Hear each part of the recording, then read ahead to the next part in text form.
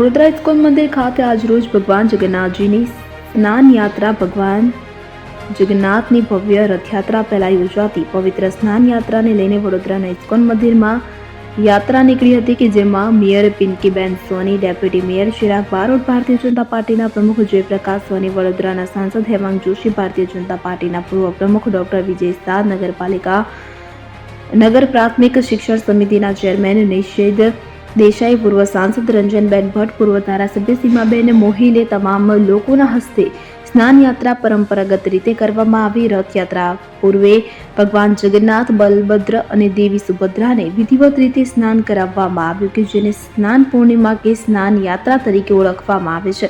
આ વર્ષે પણ ઇસ્કોન મંદિર દ્વારા ભવ્ય ઉત્સવની ભક્તિમય વાતાવરણમાં ઉજવણી કરવામાં આવી। મંદિર પરિસરમાં ભગવાન જગન્નાથના જયઘોષ ગુંજી રહ્યા છે અને સેવાભાવી ભક્તો વિવિધ કાર્યોમાં જોડાયા હતા। રંગબેરંગી ફૂલો, રોશની અને ધજા પતાકાથી મંદિર શોભાયમાન બની રહ્યું છે। વૈદિક વિધિઓ અને પૂજાની શાસ્ત્રોક્ત મંત્રોચ્ચાર અને પવિત્ર જળથી ભગવાનને સ્નાન કરાવવામાં આવ્યું।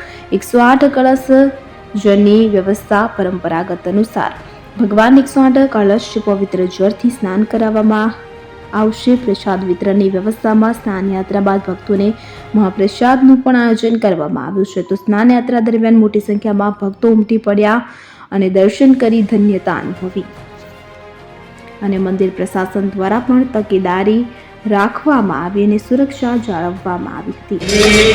આજે ઇસ્કોન મંદિર ખાતે વર્ષોથી ચાલતી પ્રણાલિકા મુજબ સ્નાન યાત્રાનું આયોજન કરવામાં આવ્યું છે। હજુ 2 દિવસ પહેલા પુરી ખાતે જગન્નાથજીના દર્શન કરીને જ્યારે હું આવ્યો હું, મારા માટે આ સ્નાન યાત્રાનો પર્વ એ ખૂબ જ ભાવુક ક્ષણ છે અને આવનારી 27મી તારીખે સમગ્ર વડોદરાને આ રથયાત્રામાં મોટી સંખ્યામાં જોડાવા અને સફળ બનાવવા માટે હું હાર્દિક અપીલ કરું છું। આપણે સૌ જાણીએ છીએ તેમ રથયાત્રાનો પવિત્ર પાવન અવસર આમ તો રોજે રોજ ભક્તો ભગવાનના આશીર્વાદ લેવા મંદિરે જતા હોય છે, પરંતુ રથયાત્રાનો પવિત્ર પાવન અવસર કે જ્યારે ભગવાન પોતે પોતાના ભક્તોને આશીર્વાદ સમૃદ્ધિનો વૈભવ અર્પણ કરવા નગરચર્યાએ નીકળે છે અને તેના 10 થી 15 દિવસ પહેલા વડોદરા શહેરના ઇસ્કોન ટેમ્પલ ખાતે ભગવાનના વિવિધ પૂજન અને અલગ અલગ આયોજનો થતા હોય છે। જે સંદર્ભે આજ ભગવાનના સ્નાન યાત્રાનું આયોજન કરવામાં આવ્યું છે, જેમાં મારા પતિ નીરજ સોની સાથે મળી અને ભગવાન શ્રી જગન્નાથજી, ભાઈ બલરામજી અને બહેન સુભદ્રાજીને સ્નાન કરાવવાની તક આપી છે।